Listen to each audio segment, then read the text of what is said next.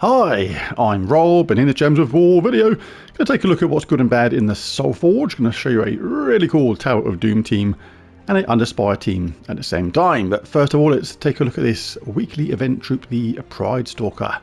Does damage to an enemy, magic +3, boosted by their attack. If they use red mana, inflict 2 stacks of bleed on them. So damage with a boost, some bleed as well. Starts battle with 50% mana. Nothing too fantastic about it though. Might be okay if you're a newer player to the game and don't have many troops, but apart from that, not much use for it. So 4 out of 10, but as ever, get it to Mythic level if you can. Anyway, the English language is a bit of a strange thing.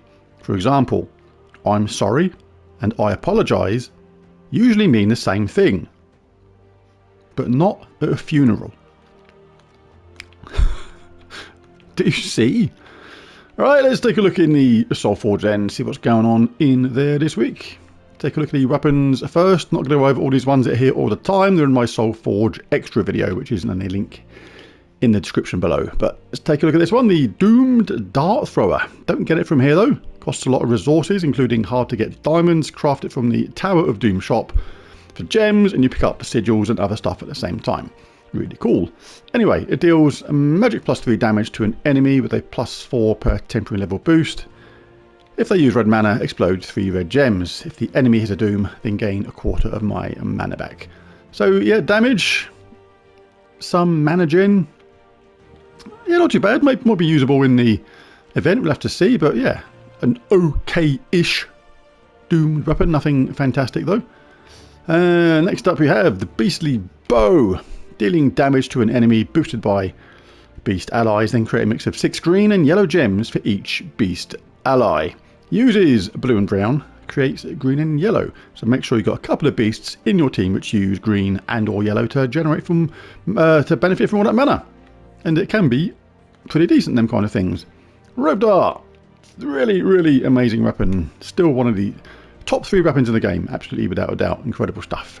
Look at all what it does, it's nuts. Eliminate all armor from an enemy, that's already good.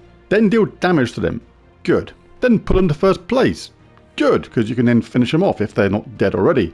But then the upgrades are kind of the icing on a very nice cake. Tangling, entangles them if they weren't dead already. And quick, gets an extra turn. So an extra turn, entangle, removing of armor, damage, and pulling to first.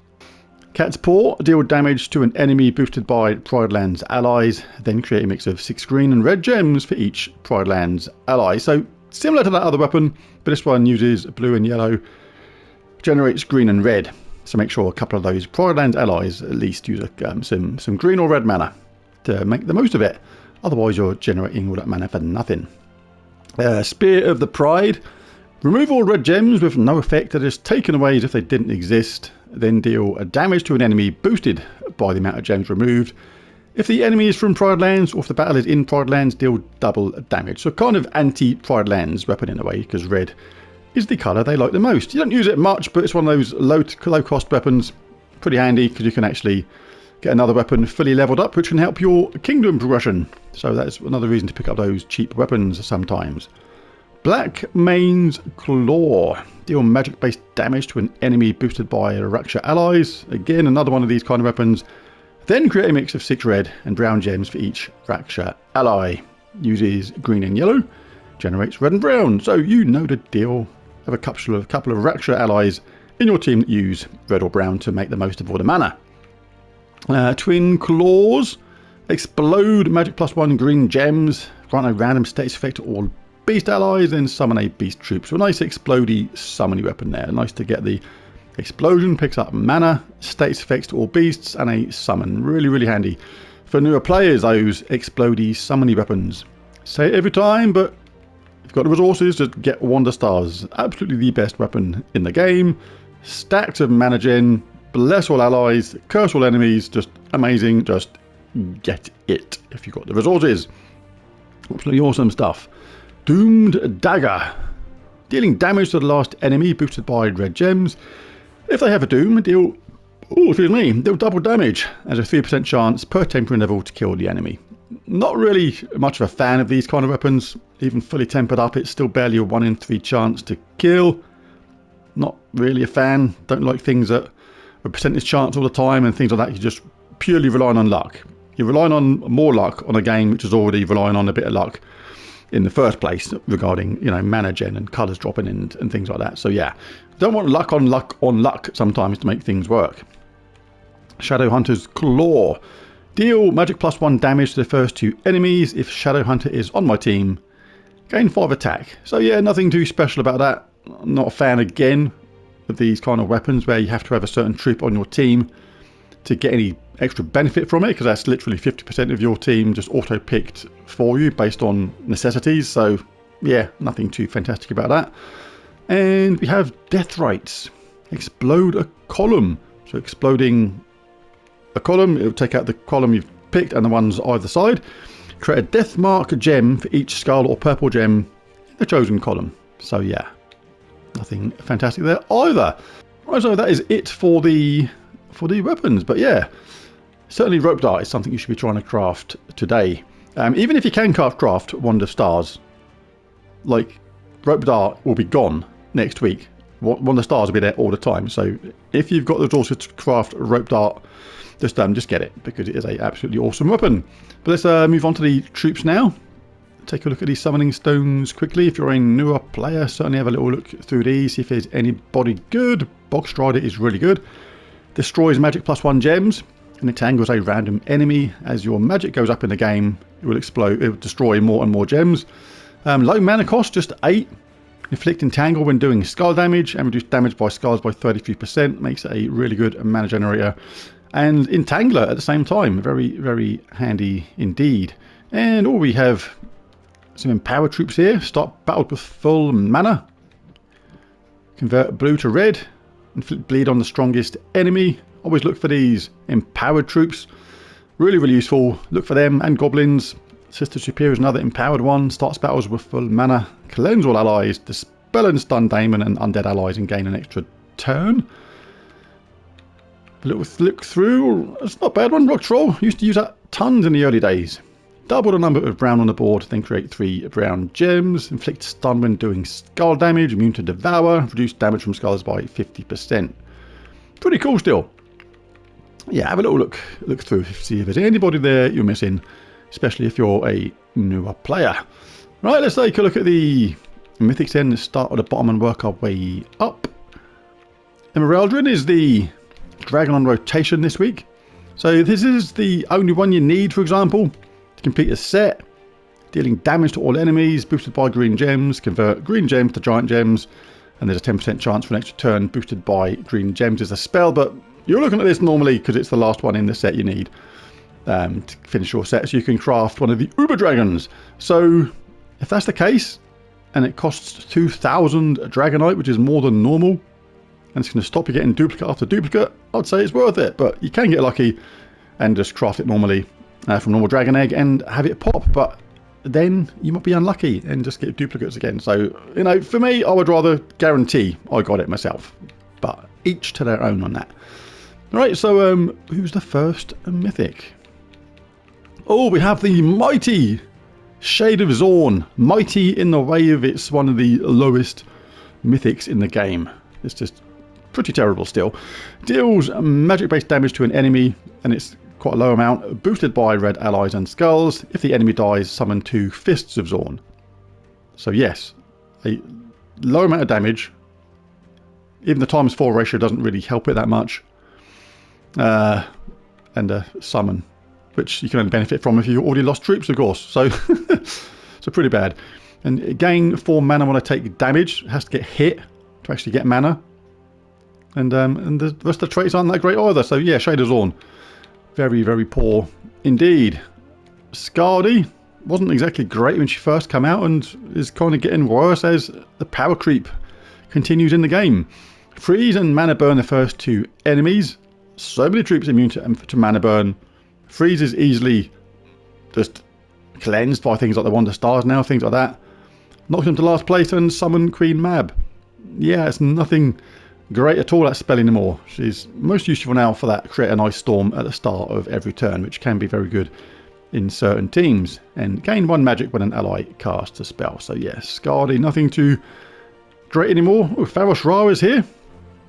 Still a useful mythic, especially if you're a newer player. If you're a newer player and you pick this up early, it's going to help your game pretty much non-stop for the entire duration that you play it. Gain 150% bonus souls from battle. Certainly for that early and mid-game, it's going to be really useful for getting tons of souls.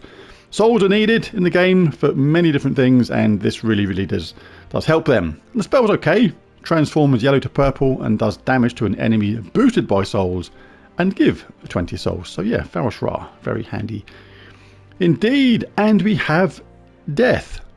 Death mark all enemies. So you can just cast that. If nobody's immune to Death mark, you can get really lucky and just have people just pop their clogs really quickly.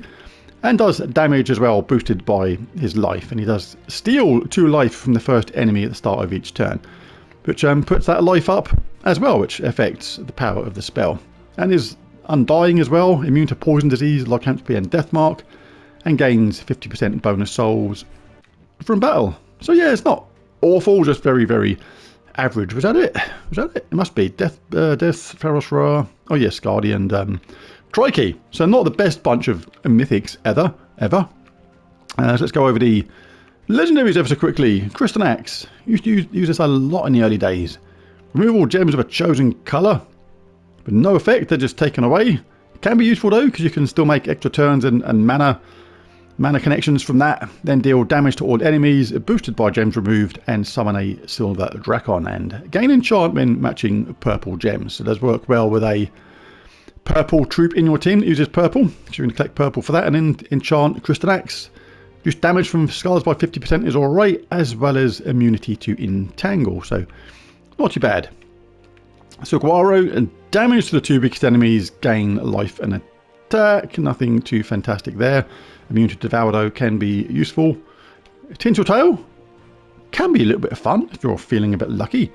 Give all allies 4 magic with a 50% chance for each of the following. Deal magic +1 damage to all enemies, explode 8 random gems, or give all allies magic +1 life.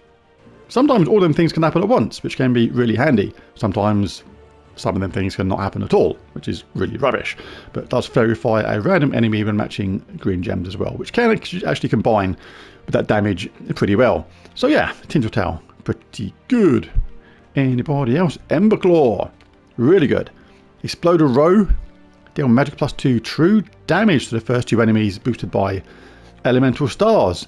But the star of thing of the show on this troop is this burning break. Convert a purple gem to an elemental star when my turn begins. With 2 or 3 of these in the team, say 3, that means you can have 3 purple gems converted to an elemental star when the turn begins, which can just cause mana for the whole team straight away and just instantly charge up the team. So really good with multiples of those there. So that is it. And who gets my mythic of the week out of this motley crew of very average to very bad mythics? Well, certainly not going to be Shade of Zorn. It would only win possibly the worst mythic in the game award. And there are others which are very close to his badness as well. Skadi isn't much cop either. Pharos Ra mainly useful if you're newer to middle game, but still very good all round. So all round, bizarrely, very average mythic. Not saying it's worth crafting, but Death, bizarrely, gets my mythic of the week. Death marks all enemies, scatter damage boosted by life, and like I say, you can get lucky with that death mark, killing all the enemies if they just decide they don't want to be there anymore and just pop their clogs. So Death, funny enough, my mythic of the week. Now onto the Tower of Doom team. As ever, you must use the event weapon, in this case the doomed dart thrower in your team, to get that ×2 score, again for this event only, but really good. And you get that from the shop at tier 4, so it costs a few gems to get there, but you have to buy these tiers in order of course, but each tier is useful anyway. The first one giving you sigils, more gold, more troops, and the very useful Potion of Enchantment, enchants all allies at the start of battle for this event only. Tier 2, more of the same regarding bits and bobs, but you get the Potion of Explosion as well. Explodes 4 gems at the start of battle, again for this event only, charging up your team nice and fast. At tier 3, you get the Potion of Rejuvenation, heal 3 damage for all allies at the start of the turn, so that's pretty cool as well. And at tier 4, you get the Doomed Dart Thrower, which deals damage to an enemy with a +4 per temporary level boost if they use red mana explode 3 gems. If the enemy has a doom, then gain a quarter of my mana back. So that would be actually quite useful when fighting the doom later on. But there's a fair few ways we can go about fighting this Tower of Doom. A fun one could be this. Ember Claw is in the Soulforge at the moment. Converts a purple gem into an elemental star when my turn begins. So with 3 of these, that'll be 3 of those conversions, which can charge up the team really quick. And it explodes a row, which gets mana back as well. Does damage to the first 2 enemies, and it's true damage too. And boosted by those elemental stars. So yeah, very, very good indeed. And of course, where we're enchanted and we explode gems as well, they get charged up really, really quickly. And we can use this for some supplemental damage if we like. Other ways to go about this, quite a few. You could go Doom Dart Thrower 3 times Tesla. That'll work. Same deal. Tesla will get charged up really, really quickly with those enchantment at the beginning and the explosion.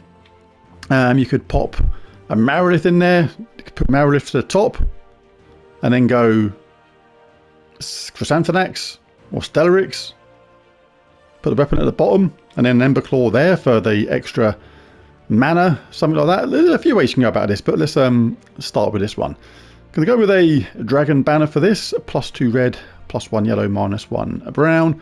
And Elementalist class is always good for this. Always good to get that stun, burn, freeze and entangle on the 4 matches, and a nice set of traits at the same time. Really good for this. Don't always need that one. You can have Deluge if you like, if there's a lot of damage to all enemies that we fight, but if not, then Rock Solid is good. Even though we don't use brown mana in this, it can just happen automatically, and Impact's good as well.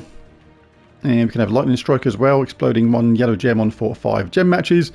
And Fortitude, always useful. Now, if you want a quicker start, you can go something like a Frost Mage or a Geomancer to get a nice 50% mana start to your team. But let's see how this one goes.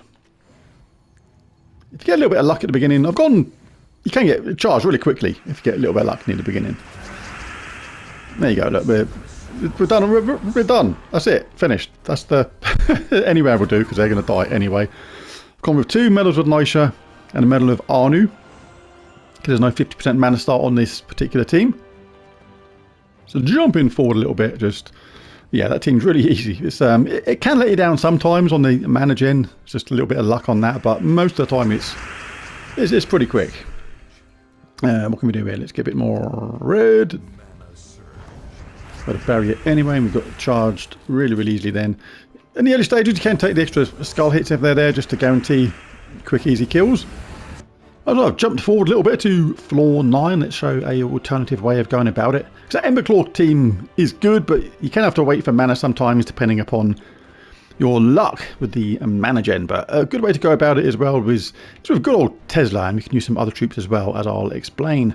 Merilith is really good as a mana generator, dealing 6 true damage to all enemies, then destroying magic +3 gems, and gains 6 attacks. So she's really good for that, and gains bonus red as well, which is really cool for this event. And then 2 times Tesla, and then pop the weapon to the bottom with the Medal of Arnu, which we're still going to use, and then the Potion of Explosion, which will happen at the start of the game, and that Potion of Enchantment.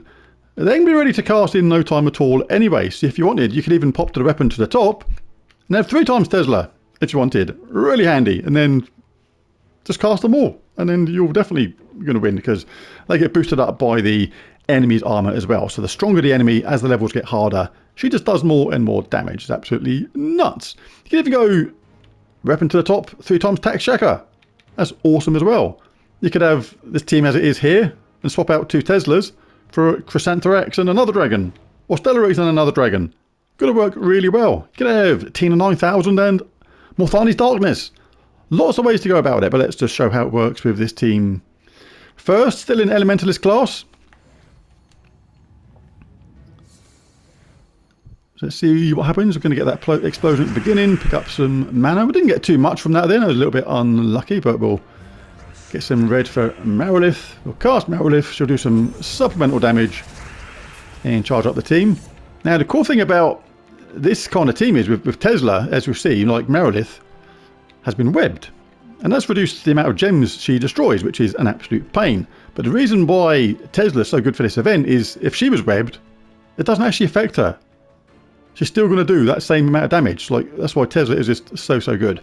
But if you have to cast both Teslas back to back, it's often better to wait for them both to be ready. But with the Potion of Enchantment, next one's ready next round anyway. Ah, good example. She just got webbed. She says it doesn't matter. The boost is still the same. Still 248 boost, tons of damage. See you later. She doesn't care about web.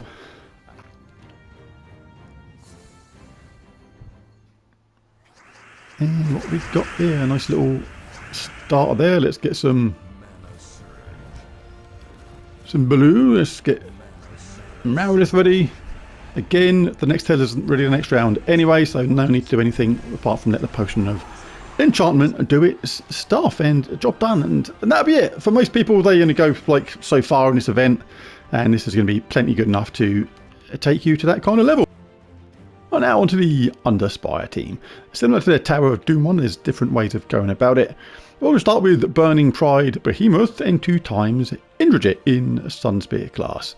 The Burning Pride explodes magic +1 red gems, gives a random status effect to all Raksha allies, then summons a Raksha troop.